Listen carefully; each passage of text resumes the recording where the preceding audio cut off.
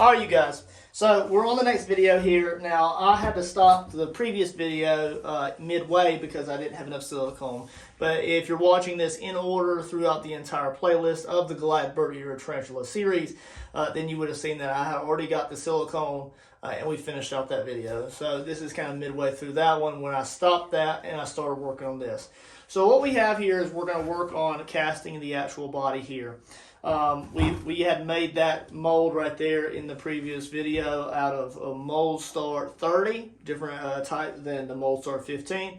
And if I believe I'm correct, then the only major difference between the two is the hardness of the silicone once it's cured. That's a little bit softer than this. I think I got that right. Correct me in the comments if I'm wrong, Smooth On. Get Smooth On to comment on one of my videos. That'd be kind of cool. I love their company, guys. I love everything they make, and I'm really enjoying the process of going through all of the things that they create as far as the products and testing them out. So today what we're going to do, I had ordered in a bundle kit off of Amazon the Smoothcast 300 and the Moldstar 15. And they're roughly about $37 for the kit or whatnot. For one of them, and then the kit is like 50 or so, so it wasn't a bad deal. So I scooped up two of those. A few of them were, the delivery times were way far out and I wasn't willing to wait that long, so I did pay a little bit more. It's fine. So this is what we're going to be casting today. Now we're using Smoothcast 300 Fast Set White. I don't think it really matters whether it's white or onyx. I think onyx usually costs a few dollars more, so if you want to go with that, then that way you want to base coat it in a Mars Black like I probably will. But, you know, you have options. Now, I had rinsed this out and washed the mold out fairly well before we're moving on to the video. But we're going to go ahead and inspect it and make sure it looks, up to par. Make sure it's clean. Make sure there's no residual water in it.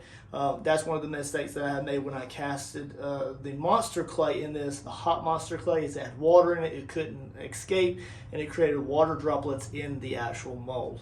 And we don't want that. So let's go ahead and turn around here, guys. We're going to go and open this up. We're going to inspect it. Make sure it looks adequate. And then we can go ahead and turn around and we'll mix up some Smoothcast 300 Fast Set and we'll go ahead and pour it in here. We're going to start off with a small amount. We're going to do a slush mold, moving it around. Make sure there's no air pockets and get the interior of this coated in a nice layer of epoxy before we pour the entire amount in there.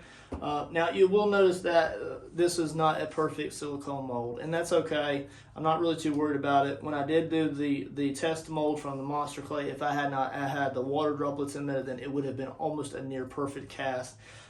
So this is also a test on not only using Smoothcast 300 for the first time, but also casting that in new silicone. So we're new to all these little projects here, and I'm really looking forward to expanding my overall art base by producing a lot of my items in casted form so I can reduce the price for you guys if y'all want to enjoy any of these items as paintables or anything in the future. So let's go ahead and turn around here, guys. We're going to inspect the mold and we'll go from there. Alright, you guys, so I have a few things sitting here on my workstation here, and we're just, on the next board down from the silicone mess that I made earlier in the last video. But what we're doing is we're just going to take these little rubber bands off here that are holding this together. We're going to go ahead and open it up here, and I'm going to pull out this silicone mold here. This is actually the second silicone mold that I've ever made. The very first one was just of a simple coaster that I had sculpted. This is a cut apart mold, so you can see that there is some residual monster clay in there. I'm gonna see if I can get a little bit of that out, you guys. I don't know if y'all can pick that up on the camera there. There you go. You can kind of see there's a little bit of monster clay in there. I'm gonna go ahead and sit down off camera, and I'm gonna see if I can get some of that out before we move forward. I'll be right back, guys. Alright, guys, so I was able to go ahead and clean this out. I did use some rubbing alcohol and just some light, cloths just to really get in there and get that clean. Now, there is a little bit still of monster clay in there, and I'm alright with there being a little bit. And as I use this with resins, it'll eventually just kind of work its way out. I'm not too worried about that. But if I'm going to open it up, sometimes I'll try to go ahead and clean it up as much as I can. I just don't want to put too much stress on that bottom. It's a little bit thinner than I'd like to be. I'll probably come back later on down the road one day, and I'll probably just give it some more resin around the exterior. When I get a bunch of resin in, then I'll do that. I don't see myself ordering any Smoothcast 30 anytime soon. I really do like Smoothcast. Moldstar 15. I just like it, but this is pretty durable. If I do any like body parts or maybe large pieces like this, then this is probably what I'll go to. But for thin pieces, lighter weight, then I'll probably go with the Moldstar 15. So this is what I got to work with here. I'm gonna go ahead and put it back into its container here. Now I'm gonna line my cuts out, so I did like a double cut here. I'm gonna go ahead and line the cut on the container up with the side that's completely covered there. So I'll rotate that around and we'll get that in there. All right. So I'm gonna go ahead and take that right there, and I'm just gonna line it up with that cut. We're just gonna go ahead and open it up there. Let that slide all the way in there. There we go. Make sure that's seated down all the way. That's why I do like the plastic containers for housing these in. It's just pretty handy. Make sure that seam is disappearing there all the way around.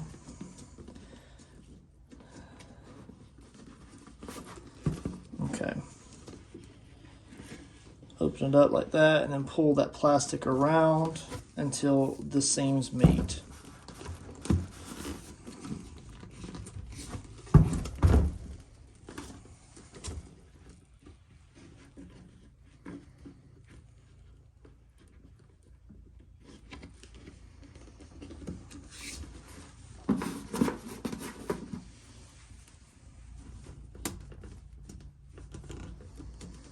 I'm gonna put that thickest rubber band right there around the little lip there. I like this container though. I bought this at Home Depot, and I think it's pretty handy that it has little lips on it, perfect for rubber bands. I think that's pretty cool. Now, if I had to do a little bit of trimming on any of these casts with an X-Acto knife or anything like that, I'm okay with that. Even if I have to pull out like the Dremel and get a little bit serious with it, I'm alright with that. I don't mind a little bit of extra work.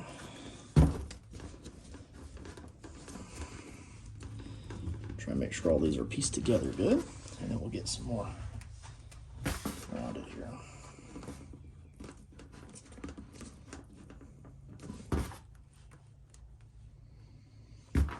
Maybe I should bring that down then.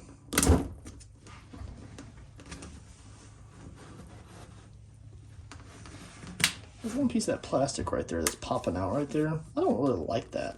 So I'm gonna go ahead and bring that down, that thicker rubber band down to about there.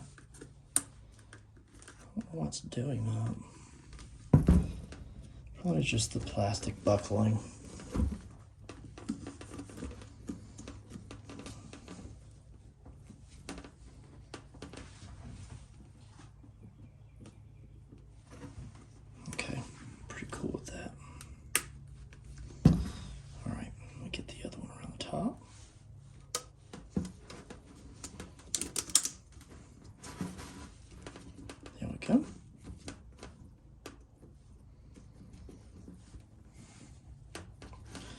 For being the second, well, this is the second mold that I ever made, but also it's probably the most intricate, apart from those legs over there. Those legs are something completely different. But the size of this one is something that I've never done before. I'm trying to make sure that that cut line is trying to match up a little bit. It's really thin right here.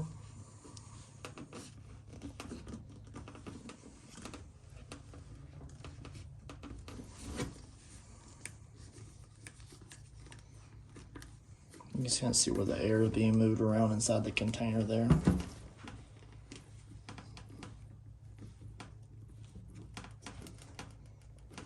All right, you guys. Now this hole right here was at the mouth of the spider. Let's go ahead and open up this. And don't let me forget, I'm gonna put that other yellow rubber band around that thing. Of course, it's going to have the warnings on it that these are not good for your health, so it's the same warnings as always. Easy spray plastic, and this and that. And always read your warnings. Shake well before using. Alright, so let's see what we got here. We got smooth cast, bright white liquid plastic. And I wanted to start from the bottom and work my way up through their liquid plastics here.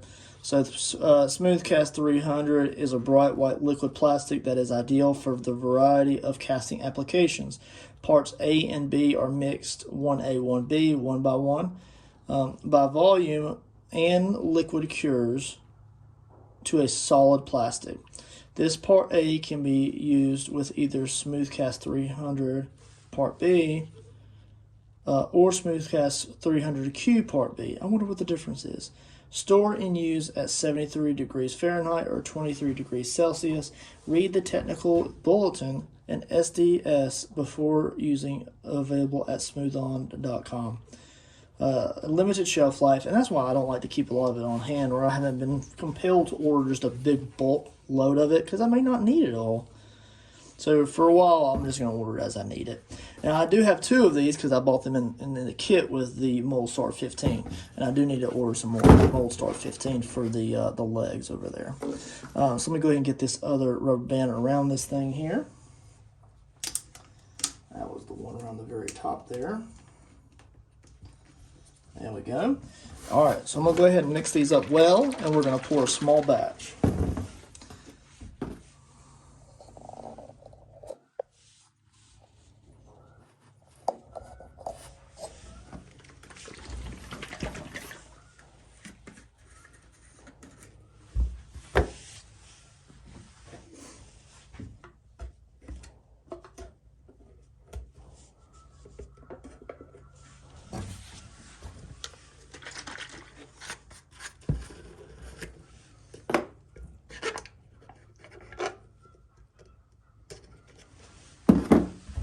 All right, so I'm gonna go ahead and pour out 30 milliliters, and I'm just gonna do a little bit of a light slush cast inside the spider.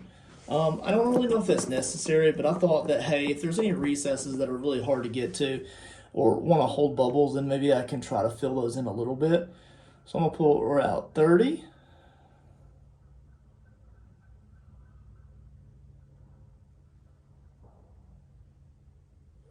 All right, so there's 15 of that.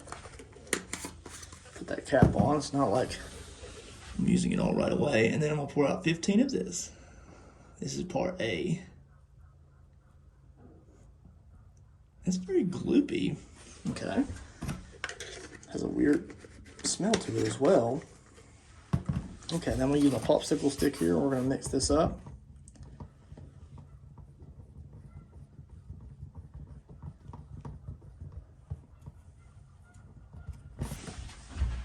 Alright, so we'll mix that up real quick, and I can already feel it starting to warm up.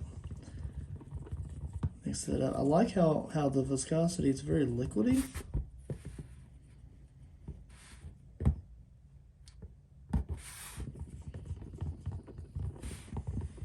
Probably should be wearing gloves, you guys, I know.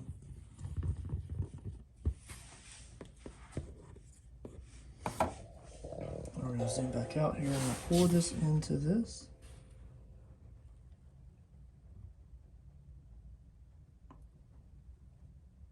That has a lot of heat to it.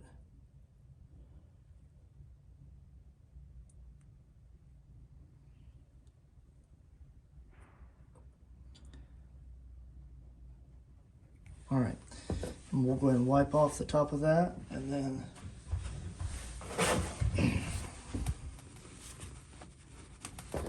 I'm going to slush it around.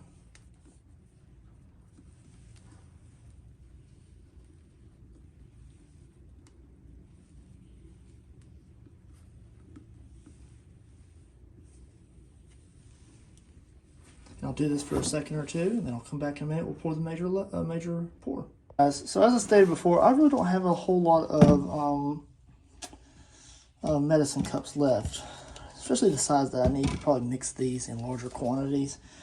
So what I'm going to do is I'm just going to fill to the first line of the medicine, or these solo cups, and then I'll pour them together, and I'll mix it, and then I'll pour it. And if I need more to fill to the fill line or to the breather port, then I will. So let me go ahead and pour those out, and we'll get those mixed up here.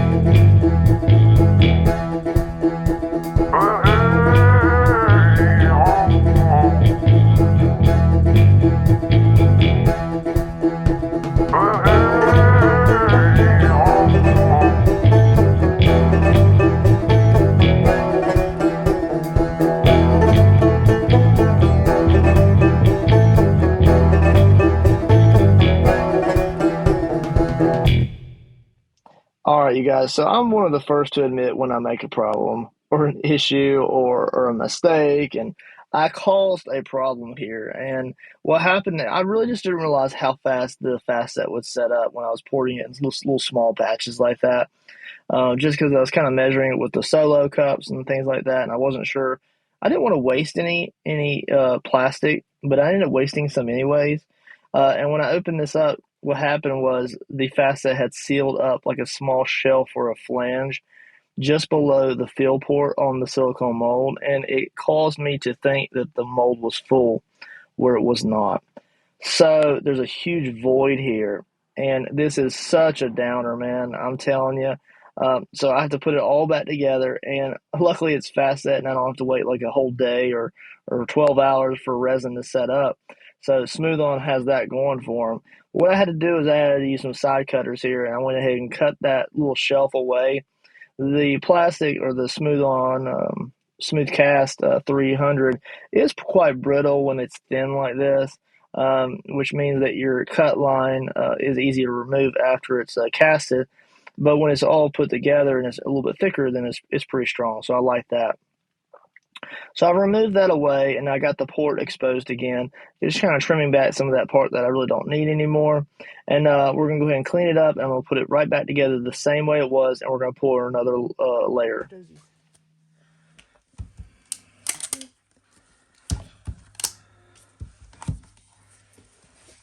Just watch. What do you think is going to come out of this?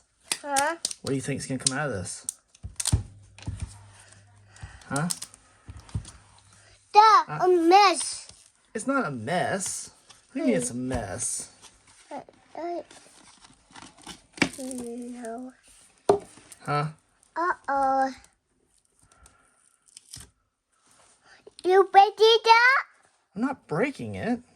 You are. And you doing? What happened? Oh, now you break it. I'm not breaking it. You are. I'm not breaking it. You did. It's supposed to come out of it. Oof. It's tight. Tight? Mm-hmm. Oh. Oh. Oh. What are you doing? I'm gonna rip the eyes a little bit. Put that down. Right Buddy, there. put that down. Right there. No. Right there. Right. Okay. Here. You baked it. You baked it. You baked it. Baked it. You baked that? No one broke nothing. You did. You did.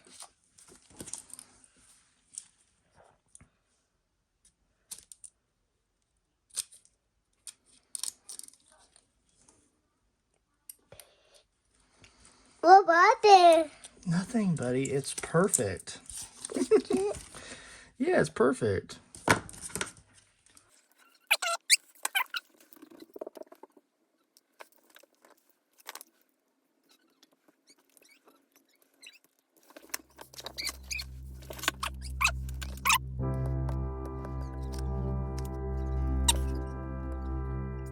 All right, so as you can see, guys, it did take quite a bit. Well, I wouldn't say quite a bit, just enough trimming on the cut lines with a little bit of the plastic left behind to where it didn't make it a chore. It was actually just a nice, relaxing process. And the thin Smooth Cast 300 was easily removed with just some side cutters and an X-Acto knife. Of course, my X-Acto knife is quite dull here, but it worked out quite well. Look how great this plastic looks, you guys. Now, I assume the onyx is just the same thing, but the black color, I think that depending on the project that you have, depends on the overall base color that you need is, which one you want to go with. I think the onyx is quite, I'd say about $4 or $5, maybe $8 more, depending on where you're ordering it from, just because I guess it's a higher level or a higher product on their product list of material. But overall, I'm very happy with how this turned out. Now, these are designed from me to be painted. So any kind of like defects or little issues here and there are designed to be filled in with any kind of like paints or grunge. And I'm not so upset that even just right here that some of the eye is removed there, where maybe there was like an air bubble or something over the plastic when it was poured in. I'm okay with that, just because when somebody comes in to paint that, maybe they'll add a little extra dot of paint there, and it will just give it a really nice round shape with just using the paint. So these are designed to be painted. They're not designed to be just used like they are right now. And that's where a lot of the character is going to come into it. So I'll probably come back later on in a different series, or maybe as a separate standalone video, and paint these in different ways. Maybe like make one look like a black widow. Maybe make one look like a radioactive oozing spider or something. Just something fun. But there's the original at a Monster Clay medium. Thank you, Monster Makers, for a great product. And then, of course, Smooth-On's Smoothcast 300. I'm ecstatic with how these products performed and how they turned out in my project. Look forward to using both of these brands more in the future. Make sure to smash that subscribe button, like, and comment, and I'll catch you on the next video, guys. Thank you for watching.